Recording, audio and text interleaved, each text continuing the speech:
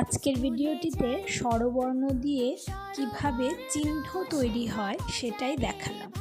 প্রতিটি স্বরবর্ণ দিয়ে এক একটি চিহ্ন, সেই চিহ্ন দিয়ে আবার শব্দ তৈরি হয়। সেটা খুব ছোট ছোট শব্দ দিয়ে শুরু করবেন, তাহলে বাচ্চারা খুব সহজেই বুঝতে পারবেন। যেমন অতে বল, জল, আতে আম, জাম, এই রকম। এখানে আমি দুটো করে শব্দ দেখালাম।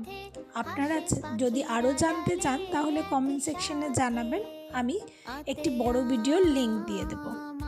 গাছে ঝুলে টুকটুকে ফল খেয়ে বলে মন কি মজার জল। বন্ধুরা, যদি ভিডিওটি ভালো লাগে তাহলে লাইক এবং সাবস্ক্রাইব করুন।